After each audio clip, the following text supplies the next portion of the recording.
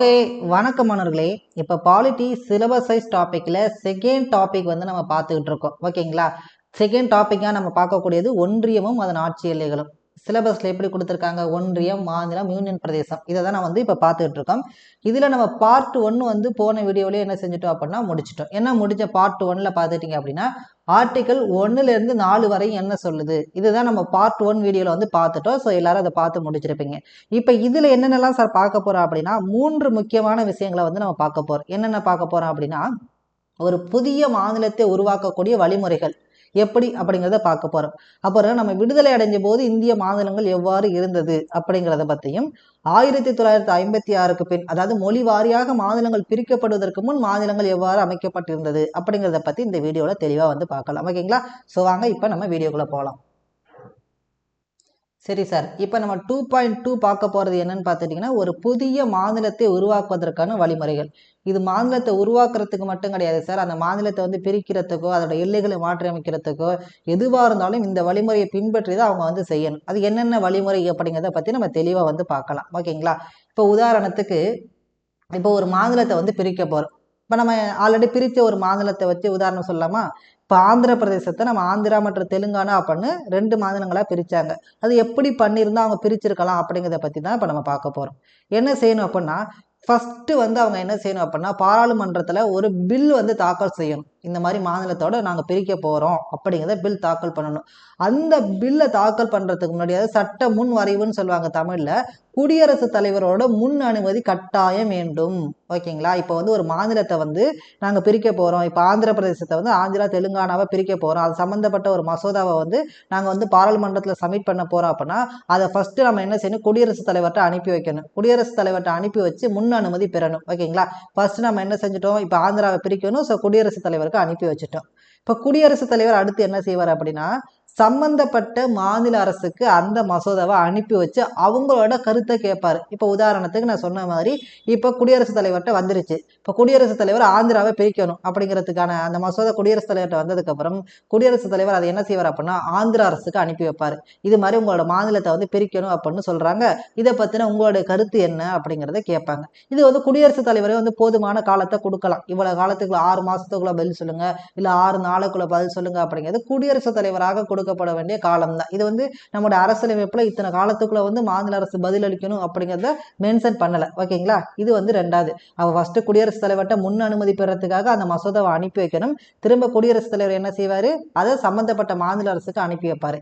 இப்ப சம்பந்தப்பட்ட மாநில அரசு வந்து ஒரு கருத்து சொல்லுது. என்ன சொல்லுது? நீங்க வந்து பிரிக்கலாம், இல்ல பிரிக்க வேண்டாம், இல்ல பதில் சொல்லாம இருக்கு. இதை குடியரசுத் தலைவர் கட்டாயம் கேட்கணுமான்னு கேட்டா கேட்க வேண்டியதே கிடையாது. இப்போ ஒரு மாநிலம் இப்போ ஆந்திர பிரதேசத்தை பிரிக்க வேண்டான்னு ஆந்திர அரசு சொல்லுது. ஆனால் குடியரசுத் தலைவர் பிரிக்க வேண்டாம்னு சொல்லணுமா? அதெல்லாம் கிடையாது.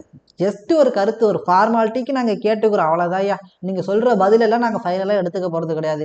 நாங்கள் என்ன முடிவு பண்ணியிருக்கோமோ அதை செய்ய போகிறோம். இப்போ நாங்கள் பிரிக்கணும்னு நினச்சோம்னா பிரிச்சிருவோம். நாங்கள் உங்களோட கருத்தை சும்மா ஒரு ஃபார்மாலிட்டி கேட்டுக்கிறோம், அந்த மாதிரி தான் வந்து எடுத்துக்குவாங்க. ஸோ அது மாதிரி இப்போ ஒரு மாநில அரசு பதில் சொல்லிருச்சு அப்படின்னா அந்த பதிலை வந்து குடியரசுத் தலைவர் என்ன செய்ய வேண்டியதில்லை, எடுத்துக்க வேண்டியது கிடையாது. அதனால்தான் மாநில அரசு ஏற்றுக்கொண்டாலும் ஏற்றுக்கொள்ளாவிட்டாலும் அல்லது பதில் அளிக்கவிட்டாலும் அதனை குடியரசுத் தலைவர் கருத்தில் கொள்ள வேண்டியதில்லை. அடுத்து இப்போ குடியரசுத் தலைவரோட அந்த முன் அனுமதி பெற்ற மசோதா வந்து என்ன செய்வாங்க அப்படின்னா பாராளுமன்றத்தில் தாக்கல் செய்வாங்க. தாக்கல் செஞ்சு அதை என்ன செய்வாங்க? எளிய பெரும்பான்மையுடைய அவங்க சட்டத்தை நிறைவேற்றிடலாம். எளிய பெரும்பான்மைன்னா என்னது? அன்னைக்கு வந்து வாக்களித்தவர்கள் 50% ஒருத்தவங்க கூட இருந்தால் போதும். ஸோ ஒரு ஆளுங்கட்சி நினைச்சா என்ன செஞ்சிடலாம்? ஈஸியாக ஒரு மாநிலத்தை பிரிச்சிடலாம் அப்படிங்கிற அளவுக்கு வந்துடும். இவ்வளவுதான் இப்போ ஒரு மாநிலத்தை பிரிக்கணும் அப்படின்னு நினைச்சேன். அதன் பிறகு அந்த நிறைவேற்றப்பட்ட மசோதா வந்து குடியரசுத் தலைவருக்கு அனுப்பி கையெழுத்து வாங்கி அதை என்ன செஞ்சிருவாங்க? ஒரு சட்டமாக கொண்டு வந்து ஒரு மாநிலத்தை பிரிச்சிருவாங்க. இப்படிதான் சார் ஒரு மாநிலத்தை வந்து பிரிக்கணும் அப்படிங்கிறத தெரிஞ்சுக்கோங்க. ஒரு 4 ஸ்டெப்பு முக்கியமாக நீங்கள் ஞாபகம் வச்சுக்கணும். ஃபர்ஸ்ட் ஒரு மாநிலத்தை பிரிக்கிறதுக்கு முன்னாடி ஒரு பில், அதாவது சட்ட முன்வரைவு அப்படிங்கிறத தாக்கல் செய்யணும். அந்த தாக்கல் செய்யப்படுவதற்கு முன்னாடி அது குடியரசுத் தலைவர்கிட்ட முன் அனுமதி பெறுவதற்காக அதை அனுப்பி வைக்கணும். குடியரசுத் தலைவர் அந்த மசோதாவை சம்பந்தப்பட்ட மாநில அரசுக்கு அனுப்பி வச்சு அவங்களோட கருத்தை கேட்பாரு. ஆனால் அந்த கருத்தை குடியரசுத் தலைவரோ பாராளுமன்றமோ என்ன செய்ய வேண்டியதில்லை, எடுத்துக்க வேண்டியதே கிடையாது. நீங்க என்ன வேணாலும் சொல்லுங்கய்யா, அதை பத்தி நாங்க கவலைப்பட போறது கிடையாது அப்படின்னா பாராளுமன்றம் அந்த அளவுக்கு அதிகாரத்தை யார் கொடுத்துருக்கா? அரசியலமைப்பு பாராளுமன்றத்துக்கு கொடுத்துருக்கு. ஓகேங்களா? அதன் பிறகு என்ன செய்வாங்க? குடியரசுத் தலைவர்கிட்ட முன் அனுமதி பெற்ற மசோதாவை பாராளுமன்றத்துல லோக்சபால ராஜ்யசபால வச்சு எளிய பெரும்பான்மையிலேயே அவங்க என்ன செஞ்சுக்குவாங்க? மசோதாவை நிறைவேற்றிக்குவாங்க. நிறைவேற்றப்பட்ட மசோதா குடியரசுத் தலைவருக்கு அனுப்பி வைக்கப்பட்டு ஒப்புதல் வாங்கப்பட்ட பிறகு சட்டமாக கொண்டு வரப்படும். பிறகு அந்த மாநில அரசை பிரிக்கலாம், எல்லையை மாற்றலாம், பெயரை மாற்றலாம், எது வேணாலும் கொண்டு வரலாம். இப்படிதான் ஒரு மாநில அரசோட பெயர்களோ எல்லைகளோ மாற்றி அமைக்கப்படுது அப்படிங்கிறத நீங்க தெரிஞ்சுக்கணும். இப்படிதான் பண்ண வேண்டியது சரியான ப்ரொசீஜர். ஓகேங்களா? இப்போ உங்களுக்கு இது புரிஞ்சிருச்சு. இப்போ இதுக்கப்புறம் பார்க்கக்கூடியது என்னன்னு பார்த்துட்டிங்கன்னா 2.3 விடுதலையின் பொழுது இந்தியா எவ்வாறு இருந்தது. ரொம்ப ரொம்ப முக்கியமான ஒரு கான்செப்ட் சார். இப்போ நம்ம 1947க்கு முன்னாடி ஆகஸ்ட் 15க்கு முன்னாடி நம்ம எப்படி இருந்தோம்? பிரிட்டிஷ் இந்தியான்னு இருந்தோம். ஓகேங்களா? இந்தியா பாகிஸ்தான் எல்லாம் ஒன்றா தான் இருக்குது. அதன் பிறகு விடுதலை அடைஞ்சதுக்கு அப்புறம் இந்திய மாநிலங்கள் எவ்வாறு இருந்துச்சு அப்படிங்கிறத பற்றி தான் இந்த கான்செப்ட் பார்க்க போகிறோம். ரொம்ப அற்புதமான ஒரு டாபிக். ஓகேங்களா? இப்போ இந்த மேப்பை வந்து நல்லா பாருங்க. இந்த மேப் வந்து ஒரு நிமிஷம் நீங்கள் பாஸ் பண்ணி வச்சு நல்லா பாருங்க. ஓகேங்களா? இதுக்கான பிடிஎஃப் கூட கொடுத்துருப்பேன். டவுன்லோட் பண்ணி வச்சு இந்த மேப்பை நல்லா பாருங்க. இதில் ஒரு 3 விஷயங்களை நல்லா நோட் பண்ணிக்கோங்க. ஒன்று இந்த ஜம்மு காஷ்மீர். ஓகேங்களா? இந்த சிமெண்ட் கலரில் கொடுத்துருக்காங்க இல்லையா? அடுத்து இந்த ஜுனாகத், அடுத்து இந்த ஹைதராபாத். இந்த 3 விஷயங்களும் மேப்பில் எந்த இடத்துல இருக்குது அப்படிங்கிறத நல்லா நோட் பண்ணி வச்சுக்கோங்க. இதை நல்லா உற்று நோக்குங்க. ஏன் அப்படின்னா இதை பின்னாடி நடத்தும் போது உங்களுக்கு நான் தெளிவாக சொல்கிறேன். இதில் இந்த ஆரஞ்சு கலர் பகுதியெல்லாம் இந்தியா கூட இருக்கக்கூடிய பகுதிகள் தான். இதில் இருக்கக்கூடிய கிரீன்லாம் பாகிஸ்தானில் இருக்கக்கூடிய பகுதி. இதெல்லாம் ஓரளவுக்கு தெரிஞ்சுக்கோங்க. இந்த 3 பகுதியில் நல்லா பார்த்துக்கோங்க. ஒன்று காஷ்மீர், இன்னொன்று ஜுனாகத், இன்னொன்று ஹைதராபாத். இது ஏன் அப்படிங்கிறத இப்போ சொல்ல வர்றேன். ஓகேங்களா? ஏன் அப்படின்னா இப்போ நம்முடைய நாடு 1947 வந்து என்ன செஞ்சிட்டோம் அப்படின்னா சுதந்திரம் அடைஞ்சிட்டோம். மவுண்ட் பேட்டன் திட்டத்தின்படி என்ன செய்யறாங்க அப்படின்னா இந்தியா பாகிஸ்தானை பிரிக்கிறாங்க. அப்படி பிரிக்கும் போது என்ன சொல்றாங்க? ஒரு சுதேச அரசுகள் இருக்கு இல்லையா? ஒரு 565 சுதேச அரசுகள் இருக்குன்னு பார்த்தோம். அந்த சுதேச அரசுகளுக்கு வந்து என்ன செய்யறாங்கன்னா ஒரு ஆஃபர் கொடுத்துட்றாங்க. நீங்க என்ன செய்யலாம்? இந்தியா கூட இருக்கிறதுனா இந்தியா கூட இருக்கலாம், இல்லை பாகிஸ்தான் கூட போய் ஜாயின் பண்ணிக்கிறீங்களா? பாகிஸ்தான் கூட போய் ஜாயின் பண்ணிக்கலாம். இல்லை நாங்கள் தனி நாடாக இருக்கணும்னு ஆசைப்பட்டால் தனி நாடாக இருக்கலாம் அப்படிங்கிற ஒரு ஆஃபரை கொடுத்துட்றாங்க. இப்போ இந்தியா பகுதிக்குள்ளே மொத்தம் ஒரு 552 சுதேச அரசு இருக்குது. அதாவது பாகிஸ்தான் எல்லையில் இந்தியா எல்லைக்குள்ளே நமக்கு எவ்வளோ இருக்குன்னா 552 சுதேச அரசுகள் இந்தியா எல்லைக்குள்ளே நம்ம இந்தியா பார்டருக்குள்ளே இருக்குது. இதில் ஒரு 549 சுதேச அரசுகள் வந்து இந்தியா கூட இணைஞ்சிட்டாங்க. இதுக்கு காரணம் மிக முக்கியமாக பார்க்கக்கூடியது வல்லபாய் படேல், இந்தியாவோட இரும்பு மனிதர் என்று அழைக்கக்கூடியவர். ஒவ்வொரு மன்னர்கிட்ட பேசி மன்னர் மானியம்லாம் கொண்டு வரோம்னு சொல்லி எல்லா சுதேச அரசையும் வந்து பேசி சேர்க்க வச்சுறாரு. ஒரு 549 பேரை சேர்த்துட்டாரு. ஒரு 3 பேர் மட்டும் என்ன செய்ய மாட்டாங்க? நாங்கள் இந்தியா கூட சேர மாட்டோம் அப்படின்னு பிடிவாதத்தில் இருப்பாங்க. யார் யாரு? ஒன்று இந்த காஷ்மீர் இங்கே இருக்காங்க இல்லையா இவங்க, 2வது இந்த ஜுனாகத் இவங்க, 3வது இந்த ஹைதராபாத். ஓகேங்களா? இதில் இந்த காஷ்மீர் ஜுனாகத் கூட பரவாயில்ல. இந்த ஹைதராபாத்தில் இருக்கக்கூடிய அந்த மன்னர் என்ன சொல்லுவார்னா நாங்கள் போய் பாகிஸ்தான் கூட இணைஞ்சிக்கிறோம் அப்படின்னு சொல்லுவார். நம்ம நிலைமையை நினச்சி பாருங்க. ஒருவேளை ஹைதராபாத் வந்து பாகிஸ்தான் கூட இணைஞ்சிருந்துச்சுன்னா நம்மளுக்கு இந்த பக்கம் பாகிஸ்தான், இங்கிட்டும் பாகிஸ்தான், இங்கிட்டும் பாகிஸ்தான், நடுவில் இந்தியா என்ன செஞ்சிருக்கும்? பாகிஸ்தானில் ஆக்கிரமிக்கப்பட்ட ஒரு பகுதியாக இருந்திருக்கும். ஓகேங்களா? ஸோ இது இப்படிதான் இருந்துச்சு. இந்த 3 பகுதியில் என்ன செய்வாங்க அப்படின்னா நாங்கள் இந்தியா கூட இணையலை அப்படின்னு ஃபர்ஸ்ட்ல முடிவெடுத்துருவாங்க. ஆனால் இவங்க எல்லாமே இந்தியா எல்லைக்குள்ள தான் இருக்காங்க, ஆனால் இந்தியா கூட இணையலை அப்படின்னு சொல்லுவாங்க. ஸோ இவங்களை நம்ம எப்படி இணைத்தோம் அப்படிங்கிறத நம்ம ஃபர்ஸ்ட் பார்க்க போகிறோம். ஓகேங்களா? விடுதலைக்கு பிறகு நிகழ்ந்த 3 முக்கியமான மாற்றங்கள்ல காஷ்மீர், ஜுனாகத், ஹைதராபாத் எவ்வாறு இணைந்தது, இது எப்படி இணைந்தது, எந்த வருஷம் இணைந்தது, இந்த வரலாறு மட்டும் நீங்க தெரிஞ்சுக்கங்க, போதுமானது. ஓகேங்களா? சரி, ஓகே. ஃபர்ஸ்ட் நம்ம பார்க்கக்கூடியது காஷ்மீர். ஓகேங்களா? இதை தான் நான் சொல்லியிருக்கேன். மவுண்ட் பேட்டன் திட்டத்திற்கு பிறகு இந்தியாவில் இருந்த 552 சுதேச அரசுகளில் 549 சுதேச அரசுகள் இந்தியாவுடன் இணைந்தது. இதற்கு மிக முக்கியமான காரணம் வந்து வல்லபாய் படேல், இந்தியாவுடைய இரும்பு மனிதன் அழைக்கக்கூடிய வல்லபாய் படேல் தான் ஒவ்வொரு சுதேச மனிதர்கள்ட்ட போய் பேசி இந்தியா கூட சேர்க்கிறாரு. ஒரு 3 பகுதிகள் மட்டும் சேர மாட்டேன்னு சொல்லுவாங்க. அதில் ஒன்று ஜம்மு காஷ்மீர், இன்னொன்று ஹைதராபாத், 3வதாக இருக்கக்கூடிய பகுதி வந்து ஜுனாகத். ஓகேங்களா? இந்த 3 பகுதிகளும் எவ்வாறு இந்தியாவுடன் இணைக்கப்பட்டது அப்படிங்கிற வரலாறு தான் நம்ம ஃபர்ஸ்ட் பார்க்க போறோம். அதில் ஃபர்ஸ்ட் பார்க்கக்கூடியது காஷ்மீர் இணைதல். காஷ்மீரை எப்படி இணைச்சோம் அப்படின்னா இப்ப காஷ்மீரை பொறுத்தவரையும் அங்க இருக்கக்கூடிய சுதேச மன்னர் யாருன்னா ராஜா ஹரிசிங் தான் சுதேச மன்னரா இருக்காரு. ஓகேங்களா? அதே மாதிரி எதிர்கட்சியில சேர்ந்தவர் வந்து ஷேக் அப்துல்லா, காஷ்மீரின் சிங்கம் அப்படின்னு சொல்லக்கூடியவர், இவர் தான் இருக்காரு. இவங்க 2 பேரும் தான் இருக்காங்க. இவங்க 2 பேரும் என்ன சொல்றாங்க அப்படின்னா நாங்க இந்தியா கூடவும் சேரல, பாகிஸ்தான் கூடவும் சேரல, நாங்க வந்து என்ன செய்யறோம், ஒரு தனி நாடாவே இருந்துக்கிறோம் அப்படிங்கிறதுல பிளான் பண்ணிட்டாங்க. ஓகேங்களா? இப்ப என்ன இருக்கு அப்படின்னா இப்ப இந்தியா இதுல எதுவும் பண்ணல. ஓகேங்களா? பாகிஸ்தானோட ஜின்னா இருக்கார் இல்லையா, ஜின்னாவுக்கு ஜம்மு காஷ்மீர் மேல ஒரு கண்ணு. ஓகேங்களா, ஜம்மு காஷ்மீரை நம்ம கைப்பற்றணும் அப்படின்னு. அதனால அங்கே இருக்கக்கூடிய அங்கே பாகிஸ்தானில் இருக்கக்கூடிய பழங்குடியின மக்கள், அவங்க பேர் பதூன் அப்படின்னு சொல்லுவாங்க. அவங்க என்ன செய்கிறாங்கன்னா காஷ்மீர் மீது என்ன செய்கிறாங்க, ஆக்கிரமிப்பு பண்ணுறதுக்காக கிளர்ச்சி செய்ய சொல்கிறாங்க. அப்படி கிளர்ச்சி செஞ்சு காஷ்மீரில் 1/3 காஷ்மீர் என்ன செய்யறாங்க, கைப்பற்றிட்டாங்க. இன்னைக்கும் அந்த பகுதி என்ன செய்யுது, பாகிஸ்தான்கிட்ட தான் இருக்கு. பாகிஸ்தானால் ஆக்கிரமிப்பு செய்யப்பட்ட காஷ்மீர் அந்த பகுதியோட பேரை கைப்பற்றிட்டாங்க. இப்போ உடனே என்ன செய்யறாங்க, ராஜா ஹரிசிங் இந்தியா கிட்ட வந்து உதவி செய்யறாங்க. இது மாதிரி பாகிஸ்தான்ல இருக்கக்கூடிய பழங்குடியினர் எங்களை வந்து கைப்பற்றுறாங்க, எங்களுக்கு உதவி செய்யுங்க அப்படின்னு சொல்றாங்க. இப்போ இந்தியா இதுக்கு என்ன பதில் சொல்லுது அப்படின்னா, நீங்க ஒரு தனி நாடு, ஏன்னா இப்போ நீங்க இந்தியா கூட இல்லை, இந்தியா கூட இருந்தாதான் நாங்கள் உங்களுக்கு உதவி செய்யலாம். அதே மாதிரி அவங்க ஒரு தனிநாடு, 2 நாடுகளுக்கு இடையே ஐநா ஒப்பந்தத்தின்படி நாங்க தலையிட முடியாது அப்படிங்கிறது சொல்லிடுவாங்க. இப்போ இதுக்கு இன்னொரு சொல்யூஷன் என்ன இருக்கு அப்படின்னா,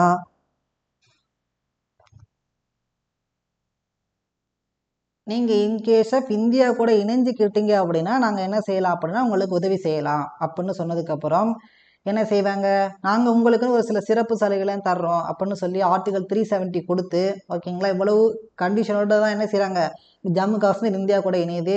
அதன் பிறகு நம்ம என்ன செய்கிறோம், நம்முடைய பாதுகாப்பு படையை ஜம்மு காஷ்மீரோட எல்லையில் கொண்டு குதிச்சிடுறோம். அதன் பிறகு ஒரு ஒரு ஒரு டவுட் வருது, கேட்குறாங்க, ராணுவம் வந்து கேட்குது, நம்ம வந்து ஆல்ரெடி பாகிஸ்தானால் கைப்பற்றிருக்கப்பட்டிருக்கு இல்லையா, 1.3 பங்கு 3/1 பகுதி, இதை நம்ம என்ன செய்யலாம், போர் மூலமாக கைப்பற்றலாம் அப்படின்னு கேட்கும்போது மவுண்ட் பேட்டன் வேண்டான்னு சொல்லிடுவார். ஸோ அதன் பிறகு அந்த பகுதி பாகிஸ்தான்ட்டு இன்ன வரையிலும் இருக்குது. மிச்ச பகுதியில் நம்ம என்ன செய்கிறோம், இந்தியா கூட இணைச்சிக்கிறோம். நடந்த ஆண்டு அக்டோபர் 26, 1947 வந்து இது நடக்குது. அப்போ ஜம்மு காஷ்மீர் வந்து இணைஞ்சிட்டாங்க. இப்போ 3ல் ஒரு சுதேச மாகாணத்தை இணைச்சிட்டோம். அடுத்து ஜுனாகத்தை பொறுத்தவரையும் இதில் நிறைய வரலாறுகள் இருந்தாலும் நீங்கள் பெரிய அளவில் தெரிஞ்சுக்க வேண்டியது என்ன அப்படின்னா, இவங்க பொது வாக்கெடுப்பு மூலம் இணைச்சிடுவாங்க. பொது வாக்கெடுப்பு மூலம்னா மன்னர் வந்து பாகிஸ்தான் கூட இணையலாம் அப்படின்னு சொல்கிறாரு. ஆனால் மக்கள் வந்து என்ன சொல்கிறாங்க, நாங்கள் இந்தியா கூட இணைகிறோம் அப்படின்னு சொல்கிறாங்க. ஸோ பொது வாக்கெடுப்பு நடத்துகிறோம், மக்கள்கிட்ட வந்து கோரிக்கைகளை வைக்கிறோம், மக்கள் வந்து ஓட்டு பண்ணுறாங்க. ஓட் பண்ணும்போது என்ன செய்கிறாங்க, இந்தியா பக்கம் அதிகமான வாக்கெடுப்பு வரதுனால நம்ம என்ன செய்கிறோம், ஜுனாகத்தை நம்ம என்ன செய்கிறோம், பொது வாக்கெடுப்பு மூலம் இணைச்சிக்கிறோம். இணைக்கப்பட்ட நாள் 1948 பிப்ரவரி 20, ஓகேங்களா. அது 1947 அக்டோபர் 26 ஜம்மு காஷ்மீர் இணைஞ்சிருச்சு. அதன் பிறகு 1948 பிப்ரவரி 20 நம்ம எதை இணைச்சிடறோம், ஜுனாகத்தை இணைச்சிடறோம். இன்னும் ஒரே ஒரு பகுதி ஹைதராபாத் நிஜாம், இதுதான் கொஞ்சம் லேட்டாக இணைக்கப்பட்ட பகுதின்னு கூட சொல்லலாம். இதில் என்னன்னா, ஹைதராபாத் மன்னர் வந்து கண்டிப்பாக நாங்கள் பாகிஸ்தான் கூட தான் இணைவோம் அப்படின்னு சொல்லிட்டு பாகிஸ்தான்கிட்டேருந்து ஆயுதங்களை வாங்கி குதிச்சுக்கிட்டு இருக்காரு ஒரு பக்கம், ஓகேங்களா. இப்போ என்ன செய்கிறாங்க, இப்போ ஹைதராபாத் வந்து பாருங்க, இப்போ ஹைதராபாத் வந்து இப்போ பாகிஸ்தான் கூட இணையன்னு சொன்னால் இந்தியாவோட நிலைமையை நினச்சி பாருங்க. இந்த பகுதி பாகிஸ்தான்கிட்ட போயிடுச்சு அப்படின்னா, எதுவும் இந்தியாவோட சென்று பாட்டாக இருக்கக்கூடிய ஒரு பகுதி பாகிஸ்தானில் போயிடுச்சு அப்படின்னா என்ன நடக்கும், பாகிஸ்தானுக்கு ஈஸியாக இருக்கும் இல்லையா. அப்போ இதை வந்து விடக்கூடாது அப்படிங்கிறதுக்காக நம்ம போலீஸ் நடவடிக்கை மூலமாக என்ன செய்கிறோம், போலீஸ் அனுப்பி நம்ம என்ன செய்கிறோம், அந்த பகுதியை வந்து கைப்பற்றுறோம். எப்போ கைப்பற்றுறோம், 1948 செப்டம்பர் மாதம் போலீஸ் நடவடிக்கை மூலம் இணைக்கப்பட்டது. இது வந்து பிப்ரவரியிலே இணைச்சிருவாங்க, இது செப்டம்பர். கடைசியாக இணைக்கப்பட்ட பகுதி எதுன்னா ஹைதராபாத் தான். இப்படி தான் வந்து என்ன செய்கிறோம், ஒரு 3 பகுதிகள், 3 சுதேச மன்னர்களையும் நம்ம இணைக்கிறோம். இப்போ 3 பகுதியில் நம்ம எது பாதுகிறோம் அப்படின்னா, ஒன்று காஷ்மீர், இன்னொன்று ஜுனாகத், இன்னொன்று ஹைதராபாத், ஓகேங்களா. விடுதலைக்கு பிறகு நடந்த மிக முக்கியமான ஒரு நிகழ்வு இதை வந்து நம்ம பார்க்குறோம். இப்போ நம்முடைய மாநிலங்கள் இப்போ இந்தியாவில் வந்து ஃபுல்லாக இணைச்சிட்டு, இந்தியாவுக்கு தேவையான பகுதிகள் எல்லாமே இணைச்சாச்சு. இதன் பிறகு 1950 ஜனவரி 26 அன்னைக்கு நம்முடைய அரசியலமைப்பு நடைமுறைக்கு வந்த பிறகு நம்முடைய மாநிலங்கள் எவ்வாறு இருந்தது அப்படிங்கிறத இப்போ பார்க்க போகிறோம், ஓகேங்களா. இப்போ நம்ம 1956க்கு முன்னாடி நம்முடைய மாநிலங்கள் எப்படி இருந்துச்சுன்னா, ஒரு 29 மாநிலங்களாக நம்ம பிரித்து வச்சுருக்கோம். நம்முடைய மாநிலங்களை ஒரு 29 கேட்டகரிஸாக என்ன செஞ்சுருக்கோம், பிரித்து வச்சுருக்கோம். அது என்னென்னா 4 பார்ட்டாக பிரிக்கிறாங்க, type A, type B, type C, type டின்னு. இதை நான் ஆல்ரெடி உங்களுக்கு நடத்தியிருக்கேன்.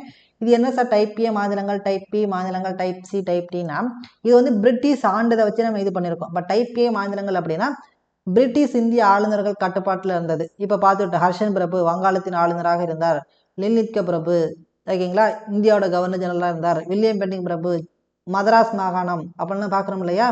இந்த மாதிரி பிரிட்டிஷ் ஆளுநர்களால் நேரடியாக ஆளப்பட்ட பகுதிகளை நம்ம ஒரு பகுதியை பிரிக்கிறோம். அதை டைப் ஏ மாநிலங்கள் அப்படின்னு சொல்கிறோம். அப்படி ஒரு 9 மாநிலங்கள் இருக்குது. அடுத்து டைப் பி மாநிலங்கள் அப்படின்னு பார்த்துட்டிங்கன்னா, சுதேச மன்னர்கள் நம்ம பார்த்தோம். ஒரு 565 சுதேச மன்னர்களில் இந்தியா சார்பாக 552 மன்னர்கள் இருந்தாங்க. அவங்க கட்டுப்பாட்டில் இருந்த பகுதிகளெல்லாம் இணைத்து ஒரு 9 மாநிலங்களை உருவாக்குறோம். டைப் சி மாநிலங்கள் பார்த்துட்டிங்கன்னா, பிரிட்டிஷே என்ன செஞ்சுச்சுன்னா நேரடியாக ஒரு சில பகுதிகளில் ஆட்சி பண்ணுச்சு. பிரிட்டிஷோட இராணுவ கட்டுப்பாட்டில் ஒரு சில பகுதிகள் இருந்துச்சு. ஸோ அதை நம்ம என்ன செய்கிறோம் அப்படின்னா டைப் சி மாநிலங்களாக நம்ம வச்சுக்கிறோம். இன்னும் ஒன்று அந்தமான் நிக்கோபார் இருக்கு இல்லையா, அதை வந்து ஒரு பகுதியாக வச்சுக்கிட்டு மொத்தம் 29 பகுதிகளையும் நம்ம என்ன செஞ்சுக்கிறோம், நம்ம மாநிலமாக வச்சுக்கிறோம். இதுதான் நம்மளுடைய 1950 ஜனவரி 26லேருந்து 1956 வரையும் ஓகேங்களா, மாநில மறுசீரமைப்பு சட்டம் கொண்டு வர்ற வரையும் நம்முடைய மாநிலங்கள் இவ்வாறு தான் இருந்துச்சு ஓகேங்களா. இப்படி தான் இருக்கு. ஒரு 4 டைப்பாக பிரித்து வச்சு நம்ம என்ன செய்கிறோம், இப்படியே இருக்கோம் ஓகேங்களா. நம்முடைய இந்தியாவோட மேப் வந்து இப்படி தான் இருந்துச்சு பிஃபோர் 1956 ஓகேங்களா. அதன் பிறகு இந்தியாவோட மேப்பை என்ன செய்கிறோம், மாற்றுறோம். எப்போ மாற்றுறோம், மொழிவாரி கமிட்டி அமைச்சு என்ன செய்கிறோம், புதுசாக மாநிலங்கள்லாம் இணைக்கப்பட்டது. அதை அடுத்து பார்க்கலாமா. இப்போ உங்களுக்கு இதுவரை உங்களுக்கு ஓரளவு புரிஞ்சிருக்கும் ஓகேங்களா. ஃபர்ஸ்ட் பார்ட்டில் நம்ம என்ன செஞ்சோம், ஆர்டிகல் 1லேருந்து 4 வரை என்னன்னு பார்த்தோம். திரும்ப நான் ஒரு முறை சொல்லிடுறேன். ஆர்டிகல் 1 அப்படிங்கிறது இந்தியாவோட பெயர் மற்றும் எல்லைகளை சொல்லக்கூடியது. அந்த வகையில் இந்தியாவோட பெயர் இந்தியா, அதாவது பாரதம். ஆர்டிகல் 2 அப்படிங்கிறது இந்தியா எல்லைக்குள் இல்லாத ஒரு பகுதியை நம்ம எப்படி இணைச்சிக்கிறது அப்படிங்கிறத பற்றி சொல்லக்கூடியது. ஆர்டிகல் 3 அப்படிங்கிறது ஏற்கனவே இந்திய பரப்பளவில் இருக்கக்கூடிய ஒரு பகுதியோட பேரை மாற்றுறது, இல்லை ஒரு புதுசாக ஒரு மாநிலத்தை உருவாக்குறது, அதோட எல்லையை மாற்றி அமைக்கிறது, இது சம்பந்தப்பட்ட ஆர்டிகல் பற்றி சொல்லக்கூடியது.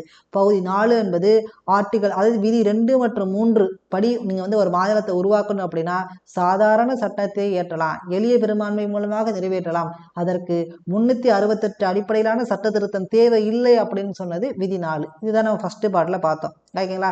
செகண்ட் பார்ட்டில் என்ன பார்த்தோம், ஒரு புதிய மாநிலத்தை உருவாக்குறதுக்கான வழிமுறைகள் என்ன அப்படின்னு பார்த்தோம். அடுத்து 1947 இந்தியா சுதந்திரம் இடைந்த பிறகு நம்முடைய மாநிலங்கள் எவ்வாறு இருந்தது, எந்த ஒரு 3 பகுதி மட்டும் இணையில அந்த 3 பகுதி எவ்வாறு இணைத்தோம் அப்படின்னு பார்த்தோம். இப்போ நெக்ஸ்ட் என்ன பார்த்தோம் அப்படின்னா 1950 இல்லை 1950லேருந்து 56 வரை நம்முடைய மாநிலங்கள் எவ்வாறு இருந்தது அப்படிங்கிறத பார்த்தோம். ஒரு 4 டைப்பாக இருக்குன்னு பார்த்துட்டோம். இதன் பிறகு என்ன செய்கிறாங்க அப்படின்னா, அப்பவே ஒரு இந்த அரசியல் நிர்ணய சபை இருக்கும்போது என்ன செய்யறாங்கன்னா, மொழி அடிப்படையில் மாநிலங்களை பிரிக்கணும் அப்படிங்கிற கருத்து வந்து அவ்வப்போது வந்துகிட்டே இருக்குது. முதல்ல டி பிரகாசம், ஆந்திரா கேசரின்னு சொல்றோம் இல்லையா, அவர் தான் என்ன செய்யறாரு, மொழி அடிப்படையில் மாநிலங்களை பிரிக்கணும் அப்படிங்கிற கோரிக்கைகளை வைக்கிறாரு. அந்த கோரிக்கைகளை வச்சதுக்கு அப்புறம் நிறைய கமிஷன்ஸ் வைக்கிறாங்க. முதலாக அமைக்கப்பட்ட கமிஷன் மொழி அடிப்படையில் மாநிலங்களை பிரிக்கலாமா வேண்டாமா அப்படின்னு ஆராயறதுக்காக முதல் முறையாக வைக்கப்பட்ட கமிஷனுங்கிறது எஸ்கே தார் கமிஷன். இதை யார் அமைச்சாங்க அப்படின்னா அரசியல் நிர்ணய சபையை அமைச்சிருக்கோம். முதல்ல ஃபர்ஸ்ட் பார்த்துட்டோம்ல, அரசியல் நிர்ணய சபை தான் பாராளுமன்றமாக செயல்பட்டுச்சு இல்லையா, அவங்களே அமைக்கிறாங்க. இந்த எஸ்கே தார் அப்படிங்கிறது இந்த அரசியல் நிர்ணய சபையில 389 உறுப்பினர்கள் பார்த்தோம் இல்லையா, அதுல இவர் உறுப்பினரே கிடையாது. இவரை இந்த மொழி வாரியாக மாநிலங்களை பிரிக்கலாமா வேண்டாமா அப்படிங்கிறதுக்காக தலைவர் ஆக்கணும் அப்படிங்கிறதுக்காக வெளிலேருந்து எடுத்து உள்ள போடுறாங்க. இதுக்காக நீங்க தலைவர் ஆகணுங்கிறதுக்காக உள்ள கொண்டு வரப்பட்ட உறுப்பினர் தான் இவர். அரசியல் நிர்ணய சபை உறுப்பினர் கிடையாது ஓகேங்களா. என்னைக்கு அமைக்கிறாங்க, 1948 ஜூன் 17 அமைக்கிறாங்க. தலைவர் யாரு, எஸ்கே தார் வந்து தலைவரா இருக்காரு. இதோட உறுப்பினராக யார் இருக்காங்க அப்படின்னா பன்னாலால் மற்றும் ஜெகத் நாராயணன், இவர்களை கொண்ட 3 கொண்ட குழுவாக தான் இந்த எஸ்கே தார் கமிஷன் இருக்கு. அறிக்கையை சமர்ப்பிக்கிறாங்க எப்போ, 1948 டிசம்பர் 10 ஓகேங்களா. ஜூன் 17 அமைக்கிறாங்க, டிசம்பர் 10 அறிக்கையை சப்மிட் பண்ணுறாங்க.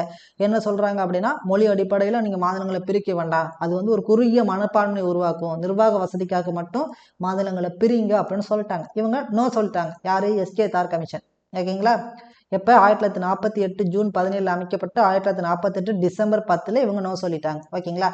நெக்ஸ்ட்டு இவங்களோட இந்த எஸ்கே தார் கமிஷனோட இதில் திருப்தி இல்லாததுனால அடுத்த ஒரு கமிஷன் அமைக்கிறாங்க. இந்த கமிஷன் பேர் வந்து ஜேவிபி கமிஷன் அப்படின்னு சொல்லுவாங்க.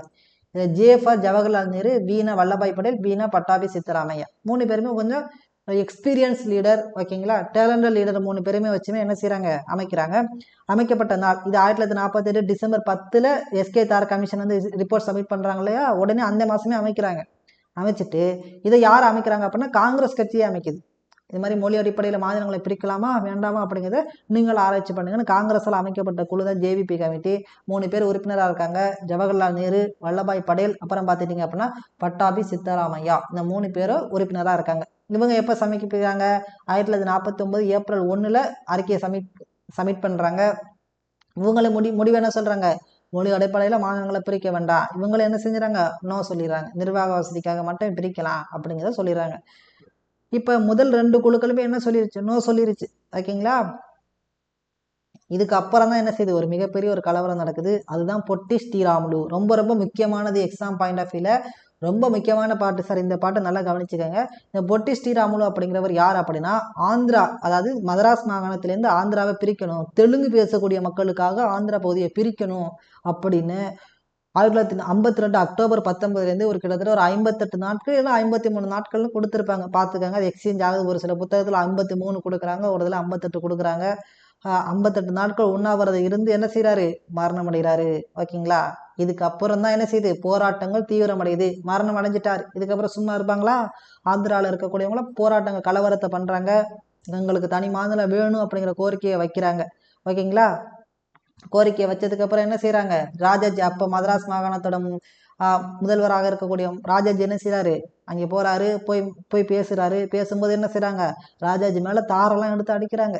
தார் எடுத்து அடிச்சதுக்கப்புறம் என்ன சொல்றாரு, தாரே அடித்தாலும் தனி மாநிலம் கிடையாது அப்படின்லாம் சொல்லிட்டு வருவார். ஓகேங்களா. அதன் பிறகு பிரச்சனை ரொம்ப மோசமாக போகிறதுனால ஜவஹர்லால் நேருட்ட பேசி என்ன செய்வாங்க, அப்போதைக்கு பிரதமராக இருந்தக்கூடிய ஜவஹர்லால் நேரு தானே இருப்பார், ஆந்திராவை தனி மாநிலமாக பிரிக்கலாம் அப்படின்னு கொண்டு வந்துடுவாங்க.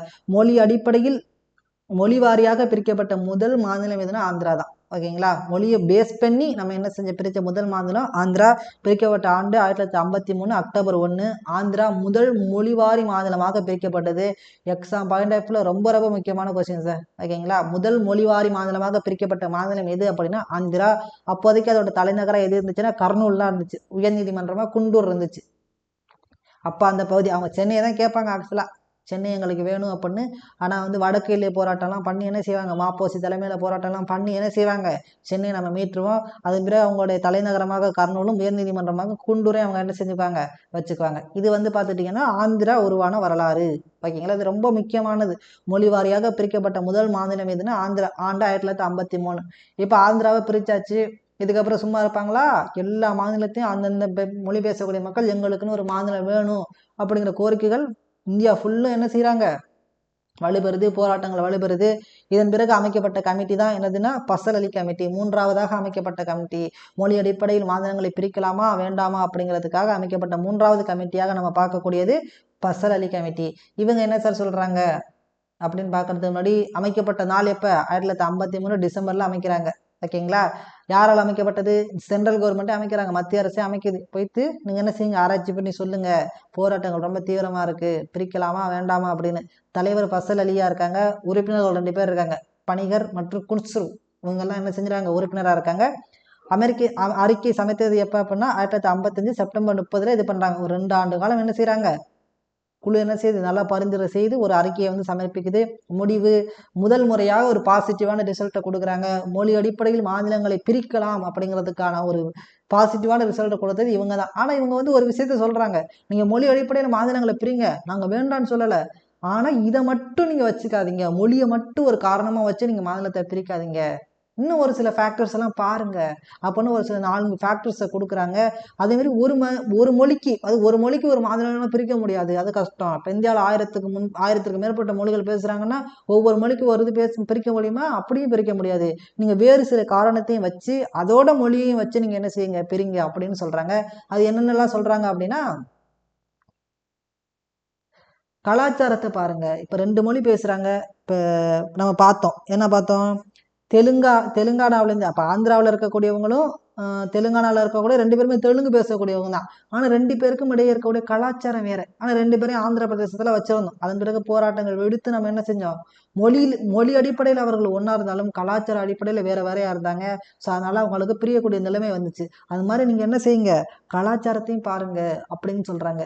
நிர்வாக வசதி பாருங்க, உங்களால் ஃபஸ்ட்டு ஆட்சி செய்ய முடியுதா, ஓகேங்களா. இப்போ நான் இந்த பகுதி இங்கே இருந்துச்சுன்னா நம்மளால் ஆட்சி செய்ய முடியும். ஒரு பெரிய மலை இருக்குது, அந்த மலைக்கு அந்த பக்கம் இருக்கக்கூடிய பகுதி என்ன செய்கிறாங்க, ஹிந்தி பேசுகிறாங்க, இந்த பக்கம் இருக்கக்கூடியவங்க இது பேசுகிறாங்க அப்படின்னா அந்த ஒரு பகுதிக்காக நீங்கள் என்ன செய்ய முடியாது, நீங்கள் அந்த மாநிலத்தையே பிரிக்க முடியாது. ஸோ அது மாதிரி உங்களுக்கு நிர்வாக வசதி பண்ணுறதுக்கு ஏதுவாக இருக்கா அதை பாருங்கள். பொதுமக்களோட விருப்பத்தை கேளுங்க. நீங்கள் இந்த பகுதியோட இணைஞ்சுக்கிறீங்களா, உங்கள் கூட இணைஞ்சுக்கிறீங்களா அப்படிங்கிற பொதுமக்களோட விருப்பத்தையும் ஒரு ஃபேக்டராக வச்சுக்கோங்க. ஒற்றுமை மற்றும் ஒருமைப்பாடு இந்த ஃபேக்டர்லாம் வச்சு நீங்கள் என்ன செய்யுங்க பாருங்க அப்படின்னு சொல்லி தான் மாநிலத்தை பிரிக்க சொன்னாங்க. இப்படி தான் என்ன செய்கிறாங்க, ஃபசல் அலி கமிட்டியோட பரிந்துரை, நீங்கள் என்ன செய்யுங்க, பிரிங்க, ஆனால் வேண்டான்னு சொல்லலை. ஆனால் ஒரு மொழிக்கு ஒரு மாநிலம் அப்படிங்கிறது பாசிபிள் கிடையாது. அது மாதிரி மொழியை மட்டும் நீங்கள் காரணமாக வச்சு பண்ணக்கூடாது அப்படின்னு சொன்னது ஃபசல் அலி கமிட்டி. அப்போ 3 முக்கியமான கமிட்டி நம்ம பார்க்கணும். ஃபஸ்ட்டு பார்த்தது எஸ்கே தார் கமிஷன். ஓகேங்களா. 1948 ஜூனில் அமைக்கிறாங்க. ஓகேங்களா. 1948 ஜூனில் அமைக்கப்பட்டது. ஜூன் 17 அவங்க ரிப்போர்ட் எப்போ சப்மிட் பண்ணுறாங்கன்னா 1948 டிசம்பர் 10 ரிப்போர்ட் சப்மிட் பண்ணுறாங்க. முடிவு நோ சொல்லிடுறாங்க. அடுத்து ஜேவிபி கமிட்டி 48 டிசம்பர்லேயே வந்து 1949 ஏப்ரல் 1 ரிப்போர்ட் சப்மிட் பண்ணுறாங்க. முடிவு நோ சொல்லிடுறாங்க. அதன் பிறகு அமைக்கப்பட்ட கமிட்டி எதுன்னு பார்த்துட்டிங்க அப்படின்னா ஃபசல் அலி கமிட்டி. 1953 அமைக்கப்பட்ட கமிட்டி. டிசம்பரில் அமைக்கிறாங்க. 1955 ரிப்போர்ட் சப்மிட் பண்ணி எஸ்ன்னு சொல்லி வேறு சில ஃபேக்டர்ஸே அவங்க ஆட் பண்ணி தான் நீங்கள் ஒரு மாநிலத்தை வந்து மொழி அடிப்படையில் பிரிக்கணும் அப்படின்னு சொல்கிறாங்க. அதன் பிறகு நம்ம என்ன செஞ்சோம், மாநிலங்களை மொழி அடிப்படையில் பிரித்தோம். ஓகேங்களா. அதன் பிறகு கொண்டு வரப்பட்டது தான் 7வது அரசியலமைப்பு சட்ட திருத்தம், மாநில மறுசீரமைப்பு சட்டம் கூட கொண்டு வந்தோம். ஓகேங்களா. 1956 கொண்டு வந்து நம்ம என்ன செஞ்சோம், மாநிலங்களை பிரித்தோம். அதை பற்றி தான் இப்போ நம்ம அடுத்து பார்க்க போகிறோம். ஓகேங்களா. இப்போ 7வது அரசியலமைப்பு சட்ட திருத்தத்தை கொண்டு வந்து மாநில மறுசீரமைப்பு சட்டத்தை கொண்டு வந்து என்ன செய்யறோம், பிரிக்கிறோம். எப்படி பிரிக்கிறோம், 14 மாநிலம் + 6 யூனியன் பிரதேசமாக பிரிக்கிறோம். இப்போ டவுட் வரும் நிறைய பேருக்கு, ஏன் சார் 14 மாநிலங்களாக பிரித்தாங்க அப்படின்னா, அந்த டயத்தில் பார்த்துட்டிங்கன்னா நம்மள்கிட்ட ஒரு அலுவலக மொழியாக எத்தனை இருக்கும், 14 மொழி தான் இருக்கும். இன்னைக்கு 22 மொழி இருக்குது. அப்போ நம்மள்ட்ட ஒரு அலுவலக மொழியாக 14 மொழி இருந்துச்சு. ஸோ அதன் அடிப்படையில் 14 மாநிலங்களாகவும் 6 யூனியன் பிரதேசங்களாகவும் பிரிக்கப்பட்டிருந்தது. எப்போ, 1956 மாநில மறுசீரமைப்பு சட்டத்தின் அடிப்படையில் நம்முடைய இந்திய மாநிலங்கள் இவ்வாறு தான் இருந்துச்சு. என்னென்ன மாநிலங்கள்லாம் இருந்துச்சுன்னு பார்த்துட்டிங்க அப்படின்னா, ஆந்திரா, அஸ்ஸாம், பீகார், பாம்பே, ஜம்மு அண்ட் காஷ்மீர், கேரளா, மத்திய பிரதேசம். அதன் பிறகு பார்த்துட்டிங்கன்னா மதராஸ், நம்மளோட சென்னை அப்படிங்கிறது மதராஸ், தமிழ்நாடு அப்படிங்கிறது மதராஸ் தான் இருந்துச்சு. ஒரிசா, பஞ்சாப். ஓகேங்களா, 2 பஞ்சாப் வந்துருச்சு. ராஜஸ்தான், மைசூர், மேற்கு வங்காளம். ஓகேங்களா. இது மாதிரி ஒரு 14 மாநிலங்கள் வந்து இருக்குது. இதில் வந்து ஒரு பஞ்சாப்புக்கு வந்து மாற்றி டைப் பண்ணிட்டாங்க. அதை நான் பார்த்துட்டு உங்களுக்கு சொல்கிறேன். ஓகேங்களா. இதை கீழே கமெண்ட்ஸில் வந்து நான் கொடுத்துறேன், இதை பார்த்துக்கோங்க. அடுத்து ஒரு 6 யூனியன் பிரதேசம் இருக்குது. டெல்லி, அந்தமான் நிக்கோபார் தீவுகள், ஹிமாச்சல பிரதேசம், மணிப்பூர், லட்சத்தீவு, திரிபுரா. இப்படி தான் நம்ம என்ன செய்கிறோம், அந்த 1956 மாநில மறுசீரமைப்பு சட்டத்தின் போய் பிரிக்கிறோம். இந்தியா மேப்பே ஃபுல்லாக அழிக்கிறாங்க. 29 மாநிலம் இருந்ததை என்ன செய்கிறோம், 14 மாநிலத்துக்கு கொண்டு வந்துட்டோம். 6 யூனியன் பிரதேசமாக பிரிச்சுட்டோம். இப்படி தான் வந்து என்ன செய்யுது, 1956 நம்முடைய இந்தியா வந்து இப்படி தான் இருந்துச்சு மாநில மறுசீரமைப்பு சட்டத்தின் அடிப்படையில். அதன் பிறகு பல்வேறு மாற்றங்கள் நடந்துச்சு. இன்னைக்கு பார்த்துட்டோம் அப்படின்னா கிட்டத்தட்ட 28 மாநிலங்கள் 8 யூனியன் பிரதேசமாக இருக்குது. அது எப்படி உருவானுச்சு, எப்போ உருவானுச்சு அப்படிங்கிறத நம்ம நெக்ஸ்ட் பார்க்க போகிறது. எக்ஸாம் பாயிண்ட் ஆஃப் வியூவில் ரொம்ப ரொம்ப முக்கியமான ஒரு பார்ட் இதுதான். என்ன கேட்பாங்க அப்படின்னா, 15வதாக இணைக்கப்பட்ட மாநிலம் எது, 16வதாக இணைக்கப்பட்ட மாநிலம் எது, 22வதாக இணைக்கப்பட்ட மாநிலம் எது.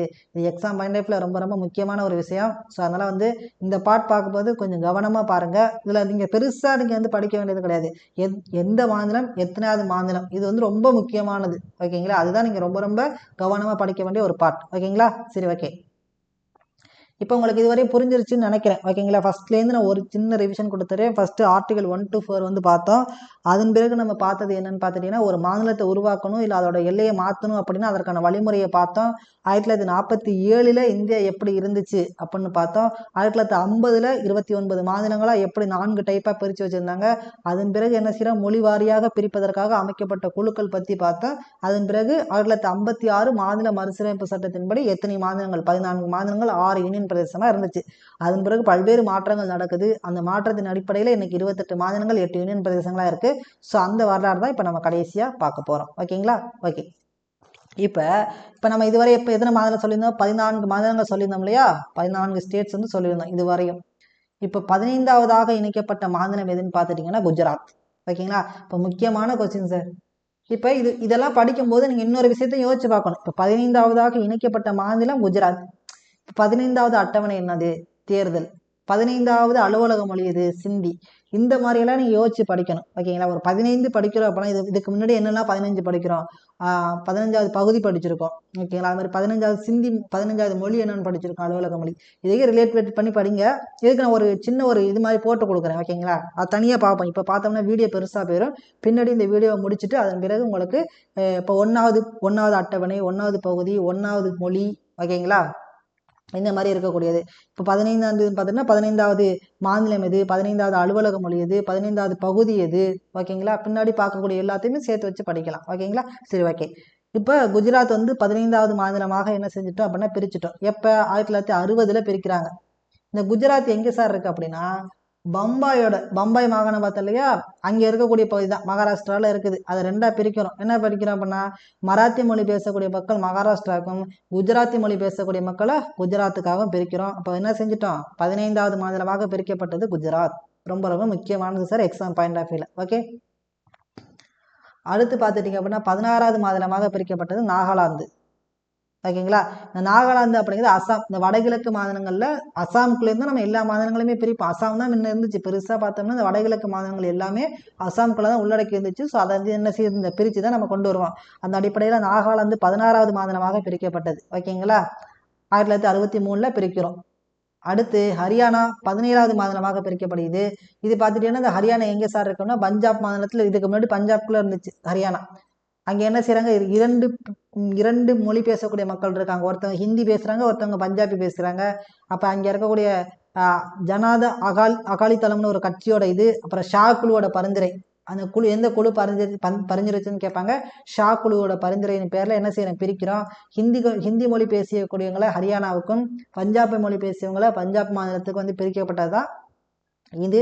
இதன் அடிப்படையில் நமக்கு 17வது மாநிலமாக பிரிக்கப்பட்டது எதுன்னு பார்த்துட்டீங்க அப்படின்னா ஹரியானா. ஓகேங்களா. எந்த வருஷம் 1966. எந்த குழுன்னு கேட்பாங்க, ஷா குழுவின் பரிந்துரையின் அடிப்படையில் பிரிக்கப்பட்டது. ஸோ 2 பேருக்குமே தலைநகரத்தை பொதுவாக என்ன செஞ்சிட்டோம், யூனியன் பிரதேசமாக இருக்கக்கூடிய சண்டிகரை வச்சுட்டோம். இப்போ ஹரியானாவோட தலைநகர் என்னன்னு கேட்டாலும் சண்டிகர் தான், பஞ்சாபோட தலைநகர் என்னன்னு கேட்டாலும் சண்டிகர் தான். ஓகேங்களா. இவங்களுக்கு வேணும்னு சொல்லுவாங்க, அவங்களுக்கு வேணும்னு சொல்லுவாங்க. நாங்கள் பொதுவாக 2 பேருக்குமே தலைநகரமாக சண்டிகரை வச்சுட்டாங்க. ஓகேங்களா. இதை வந்து நீங்கள் பார்த்துக்கணும். இப்போ 15வது மொழி குஜராத், சரி 15வது மாநிலம் குஜராத், 16வது மாநிலம் எது பார்த்தோம், அசாம்லேருந்து பிரிக்கப்பட்ட நாகாலாந்து, 17வது மாநிலமாக பிரிக்கப்பட்டது ஹரியானா. ஓகேங்களா. இப்போ இதுக்கு பின்னாடி ஷார்ட்கட் பார்ப்போம். இப்போதைக்கு நம்ம புரிஞ்சு படிச்சுக்கோ. ஓகேங்களா. நெக்ஸ்ட் 18வது பிரிக்கப்பட்டது இமாச்சல பிரதேசம். மத்திய மாகாணம், ஐக்கிய மாகாணங்கள் சொல்லக்கூடிய அங்கே பகுதியிலேருந்து பிரிச்சிருப்போம். 1971 ஜனவரி 25 பிரிச்சிருப்பாங்க இமாச்சல பிரதேசம். ஓகேங்களா. அடுத்து 19 அதே வடகிழக்கு மாநிலமான அஸ்ஸாம்லேருந்து இன்னொரு மாநிலத்தை பிரிக்கிறோம். 1972 பிரிக்கப்பட்ட மாநிலம் மணிப்பூர், 19வது மாநிலமாக பிரிக்கிறோம். ஓகேங்களா. அதே இந்த 72ல் 3 பிரிப்பு கொண்டு வந்திருப்பாங்க. இந்த மணிப்பூர், திரிபுரா, மேகாலயா, இது எல்லாமே வந்து அஸ்ஸாம்லேருந்து பிரிக்கப்பட்டது தான். அஸ்ஸாமுங்கிற ஒரு பெரிய மாநிலத்திலேருந்து 3 மாநிலங்களாக பிரிச்சிருப்போம். மணிப்பூர் 19, திரிபுரா 20, மேகாலயா 21. எல்லாமே 1972 ஜனவரி 21 தான். இந்த சட்டம் இதுதான், வடகிழக்கு பகுதி மறுசீரமைப்பு சட்டம். இந்த சட்டத்தை என்ன செய்யறோம், வடகிழக்கு மாநிலமான அஸ்ஸாமை பிரித்து இந்த 3 மாநிலங்களை உருவாக்குறோம். அப்போ 19வது மாநிலம் மணிப்பூரும், 20வது மாநிலமாக திரிபுராவும், 21வது மாநிலமாக மேகாலயாவும் பிரிச்சுட்டோம். ஓகேங்களா. அதன் பிறகு பார்த்துட்டிங்கன்னா 22 சிக்கிம். சிக்கிம் அப்படிங்கிறது நமக்கு என்ன செய்யறது, இந்தியா பகுதியிலே இருக்காது. நீங்க சிக்கிம் மேப் பார்த்தீங்க அப்படின்னா உங்களுக்கு இங்கே புரியும். இந்த மேப்பில் பாருங்க, சிக்கிம் அப்படிங்கிறது இந்தியாவுக்குள்ள இருக்கா, இதுதான் சிக்கிம்ங்கிற ஒரு பகுதி. ஃபர்ஸ்ட்ல பார்த்தோம்னா இந்தியாவுக்குள்ள இல்லை. இது இந்தியா, இந்த பக்கம் இந்தியா இருக்கா, இந்த பக்கம் சைனா இருக்கும், இந்த பக்கம் நேபாளம் இருக்கும். இப்படி எல்லா நாட்டுக்கோடைய ஒரு எல்லையாக தான் இருக்கும். ஓகேங்களா. இந்தியாவால் பாதுகாக்கப்பட்ட பகுதி அப்படின்னு கூட சொல்லுவாங்க சிக்கிம் அப்படிங்கிறத. அதன் பிறகு சிக்கிமுக்கு என்ன செய்யணும், பல்வேறு அந்தஸ்துகளை கொடுக்குறோம். முதல்ல வந்து என்ன செய்யறோம், 35வது சட்ட திருத்தத்தில் இணை மாநில அந்தஸ்து கொடுக்குறோம். அதன் பிறகு 36வது சட்ட திருத்தம் 1975 மாநில அந்தஸ்து கொடுக்கப்பட்டு இன்னைக்கு மாநிலமாக ஏற்றுக்கொண்டோம். எப்போ ஏற்றுக்கொண்டோம், எத்தனாவது மாநிலமாக சிக்கிம் வருதுன்னு பார்த்துட்டீங்க அப்படின்னா நமக்கு 22வது மாநிலமாக வருது 1975 36வது சட்ட திருத்தம். ஓகேங்களா. அதன் பிறகு பார்த்துட்டீங்கன்னா மிசோரம். இந்த 87லையும் பார்த்துட்டீங்க அப்படின்னா உங்களுக்கு வந்து ஒரு 2 மாற்றங்கள் நடக்கும். ஒன்று பார்த்துட்டீங்கன்னா மிசோரம் 23வது மாநிலமாக வந்து அஸ்ஸாம்லேருந்து பிரிக்கப்பட்டிருக்கும். அதே மாதிரி அருணாச்சல பிரதேசமும் அஸ்ஸாம்லேருந்து பிரிச்சுட்டோம். அஸ்ஸாமுங்கிற ஒரு மாநிலத்தை 7 வடகிழக்கு மாநிலங்களாக என்ன செஞ்சிருப்பாங்க, பிரிச்சிருப்பாங்க. 87ல் 72ல் ஒரு சில மாநிலங்களை பிரிச்சிருவாங்க. அடுத்து 87ல் இன்னும் 2 மாநிலத்தை பிரிச்சிருவாங்க. இப்போ 24 மாநிலங்கள் ஆச்சு. அடுத்து 25 கோவா வந்து நம்ம வந்து கைப்பற்றிடுவோம். எப்போ கைப்பற்றிடுவோம் அப்படின்னா முன்கூட்டியே வந்து நம்ம என்ன செஞ்சோம், பிரெஞ்சுக்கிட்டேருந்து கைப்பற்றினாலும் அதற்கு மாநில அந்தஸ்து கொடுக்கப்பட்டது எப்போன்னு பார்த்துட்டிங்க அப்படின்னா 1987 தான் கொடுக்குறோம். 62லே நம்ம கோவா வந்துடும் நம்ம கையில். இருந்தாலும் அதற்கு மாநில அந்தஸ்து கொடுக்கப்பட்டது எப்போன்னு பார்த்துட்டிங்கன்னா 1987. அடுத்து சத்தீஸ்கர் பிரிக்கிறோம், மத்திய பிரதேசத்துலேருந்து பிரிக்கிறோம். எத்தனை 26வது மாநிலமாக பிரிக்கப்பட்டது சத்தீஸ்கர். ஓகேங்களா. அடுத்து 27வது மாநிலமாக பிரிக்கப்பட்டது எதுன்னு பார்த்துட்டிங்கன்னா உத்தரகாண்ட். ஓகேங்களா. உத்தரப்பிரதேசத்துலேருந்து என்ன செய்கிறோம், உத்தரகாண்ட் அப்படிங்கிறத பிரிக்கிறோம். இப்போ வந்து என்ன செய்யுது, 2006 வரை இதை என்ன செஞ்சிடும், உத்தராஞ்சல் அப்படின்னு அழைச்சிக்கிட்டு இருக்கோம். இப்போ தான் என்ன செஞ்சுருக்கோம், உத்தரகாண்ட் அப்படின்னு பிரிக்கிறோம். அடுத்து தோனியோட மாநிலமான ஜார்க்கண்ட் 28வது மாநிலமாக என்ன செய்யுது, பிரிக்கப்படுது. ராஞ்சியை தலைநகராக கொண்டு பீகார் மாநிலத்திலிருந்து பிரிக்கப்பட்டது தான் இந்த உத்தரகாண்ட் அப்படிங்கிறது, சாரி ஜார்க்கண்ட் அப்படிங்கிறது. இப்போ இன்னைக்கு 29வது மாநிலமாக பிரிக்கப்பட்டது தெலுங்கானா. ஆந்திர பிரதேசத்துலேருந்து என்ன செய்யுது, தனி மாநிலமாக பிரித்து உருவாக்கியிருக்கோம். 2014 ஜூன் 2. இது வந்து எக்ஸாம் பாயிண்ட் ஆஃப் வியூல டேட் ரொம்ப முக்கியம் சார்.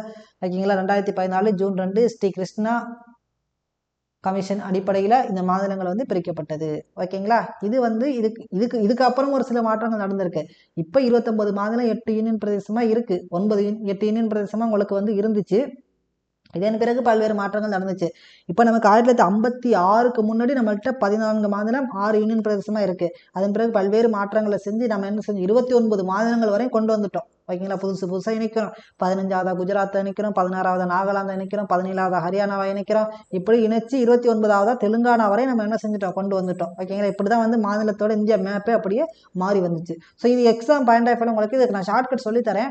இருந்தாலும் என்ன மாதிரி கேள்விகள் உங்களுக்கு கேட்பாங்க அப்படின்னா 15வது மாநிலம், 16வது மாநிலம், 17வது மாநிலம் பொறுத்துகளை பல முறை கேட்கப்பட்ட கேள்வி. ஸோ அதனால் வந்து கவனமாக வந்து இதை படிச்சுக்கோங்க. ஓகேங்களா? சரி, ஓகே. இப்போ அதன் பிறகு என்ன செஞ்சாங்க அப்படின்னா சமீபத்திய மாற்றமாக 2019 என்ன செய்கிறோம் அப்படின்னா ஒரு மாற்றம் கொண்டு வரோம். எதை? ஜம்மு காஷ்மீரை உடைக்கிறோம். இப்போ ஜம்மு காஷ்மீர் அப்படிங்கிறதே நம்ம பார்த்தோம். முதல்ல வந்து இந்தியா கூட இணைய மாட்டேன்னு சொல்லிடுறாங்க. அதன் பிறகு வந்து அந்த பாகிஸ்தானோட அந்த பழங்குடியின மக்களோட கிளர்ச்சினால இந்தியா கூட வந்து இணைகிறாங்க. இணைஞ்சதுக்கப்புறம் நம்ம அவங்க உடனேலாம் இணையலை. அவங்களுக்கு நிறைய சிறப்பு அந்தஸ்து கொடுக்குறோம். ஆர்டிகல் 370 எல்லாம் கொடுக்குறோம். இப்போ நம்மகிட்ட வந்து ஜம்மு காஷ்மீருக்கு வந்து ஒற்றை குடியுரிமை தான். இப்போ இதுக்கு முன்னாடி 370 நீக்கப்படுவதற்கு முன்னாடி நம்ம ஜம்மு காஷ்மீரில் போய் குடியேற முடியுமான்னு கேட்டால் குடியேற முடியாது. ஜம்மு காஷ்மீர் அரசுகிட்ட போயிட்டு என்ன செய்யணும், ஒரு குடியுரிமை வாங்கணும். இரட்டை குடியுரிமை கொண்ட மாநிலமாக இருந்தது ஜம்மு காஷ்மீர். ஓகேங்களா?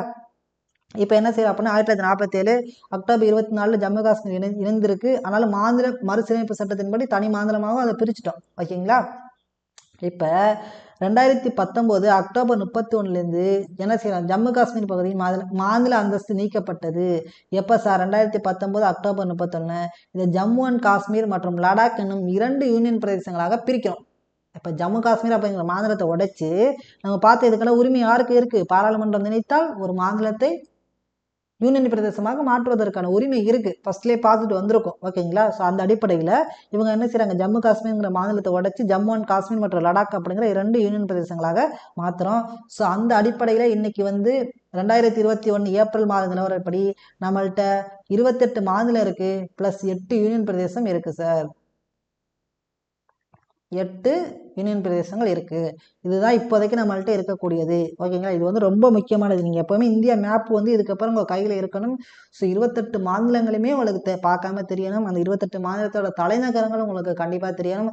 ஸோ 8 யூனியன் பிரதேசம் அப்படிங்கிறவங்க இதெல்லாம் டிஎன்பிசி படிக்கக்கூடிய மாணவங்க பேசிக்காக தெரிஞ்சு வச்சுக்கணும். எக்ஸாமில் கேட்குறாங்க இல்லை, அதெல்லாம் அப்பாற்பட்டு 28 மாநிலங்களே பார்க்காம சொல்ல தெரியணும். அதோட தலைநகரங்கள் பார்க்காம சொல்ல தெரியணும். யூனியன் பிரதேசங்களை பார்க்காம சொல்ல தெரியணும். ஓகேங்களா? இதெல்லாம் கண்டிப்பாக தெரிஞ்சு வச்சுக்கோங்க. இது எல்லா பாட்டிலையும் யூஸ் ஆகும். ஹிஸ்ட்ரி, பாலிட்டி, ஜியாகிரஃபி, ஈவன் எக்கனாமிக்ஸில் கூட நமக்கு யூஸ் ஆகும். ஓகேங்களா? அந்த மேப்பை வந்து மனப்பாடம் பண்ணி வச்சுக்கிறது. ஓகேங்களா?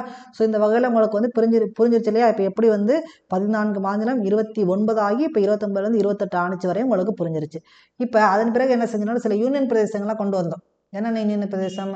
அந்தமான் நிக்கோபார் தீவு, டெல்லி, மணிப்பூர், திரிபுரா, இமாச்சல பிரதேசம், லட்சத்தீவு. இது வந்து 1956 இப்படி தான் சார் இருந்துச்சு. அதன் பிறகு சில மாற்றங்கள் செய்கிறோம். இப்போ 8 யூனியன் பிரதேசம் இருக்குது அப்படிங்கிறது உங்களுக்கு தெரியும். இது இல்லாமல் சில பேர்கள்லாம் மாற்றப்படுது. பழைய பேர்களை என்ன இருந்துச்சு 1950, இதுவும் வந்து உங்களுக்கு எக்ஸாம் பாயிண்ட் முக்கியமானது. ஐக்கிய மாகாணம்னு இருந்தது, இப்போ உத்தரப்பிரதேசமாக மாறி இருக்கு.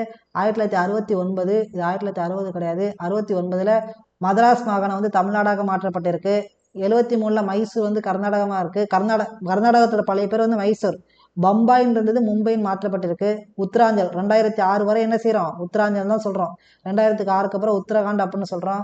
அடுத்து பாண்டிச்சேரி. ஓகேங்களா? புதுச்சேரின்னு எப்போ சொல்கிறோம், 2006க்கு அப்புறம் தான் இப்போ சொல்லிகிட்டு இருக்கோம். பெங்களூருன்னு சொல்கிறாங்க. ஒரிஷாவை ஒடிஷா அப்படின்னு நம்ம சொல்கிறோம். இதெல்லாம் வந்து எப்போ நடந்த மாற்றம் அப்படின்னு பார்த்துட்டிங்க அப்படின்னா பேர்களை சமீபத்தில் மாற்றி ஒவ்வொரு பகுதிக்கான பேர்கள் வந்து மாற்றப்பட்டிருக்கு அப்படிங்கிறத தெரிஞ்சுக்கணும்.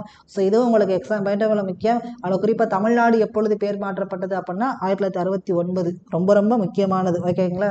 இப்போ இது ஓரளவுக்கு வந்து உங்களுக்கு வந்து புரிஞ்சிருக்கும். ஸோ இன்னும் நீங்கள் எக்ஸாம் பாயிண்ட் ஆஃப் நல்லா ஞாபகம் வச்சுக்க வேண்டியது, இந்த பாட்டை பொறுத்தவரை நான் திரும்ப திரும்ப அழுத்தி சொல்கிறேன், எந்த மாநிலம் எத்தனையாவதாக இணைக்கப்பட்டது ரொம்ப ரொம்ப முக்கியமானது. ஓகேங்களா? ரொம்ப முக்கியமானது. அதுதான் எக்ஸாமில் அடிக்கடி கேட்டிருக்காங்க இந்த பாட்டை பொறுத்த வரைக்கும். அதனால் வந்து கவனமாக படிச்சுக்கோங்க. ஸோ இதுக்கான ஷார்ட்கட்ஸ் வந்து கண்டிப்பாக நம்ம கொடுப்போம். அப்போ உங்களுக்கு நல்லா தெளிவாக புரியும். இப்போ 15 எப்படி ஞாபகம் வச்சுக்கலாம், இப்போ 22வது மாதம் டக்குன்னு கேட்டால் எப்படி ஞாபகம் வச்சுக்கிறது. ஸோ அதுக்கான ஷார்ட்கட்ஸ் வந்து கண்டிப்பாக கொடுப்போம். ஸோ இதில் வேறு ஏதாவது டவுட் இருந்தது அப்படின்னாலும் நீங்கள் எனக்கு செய்யுங்க, மறக்காமல் கமெண்ட் பண்ணுங்கள். அதே மாதிரி 28 மாநிலம் அதோட தலைநகரம் எழுதி மனப்பாடம் பண்ணிடுங்க.